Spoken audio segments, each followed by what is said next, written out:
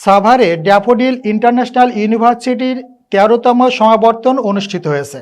সকালে উপজেলার বিরুলিয়া ইউনিয়নের দত্তপাড়া এলাকায় ইউনিভার্সিটির অডিটোরিয়ামে এ সমাবর্তন অনুষ্ঠিত হয়। ১৩তম সমাবর্তনে স্নাতক ও স্নাতকোত্তর পর্যায়ের ৪,০২০ জন শিক্ষার্থী অংশগ্রহণ করেন। এ সময় কৃতিত্বপূর্ণ ফল অর্জনকারী ৫ স্নাতককে দেওয়া হয় চ্যান্সেলর্স গোল্ড মেডেল, ৪ স্নাতককে দেওয়া হয় চেয়ারম্যান গোল্ড মেডেল এবং ৩ জন স্নাতককে দেওয়া হয় ভাইস চ্যান্সেলর গোল্ড মেডেল।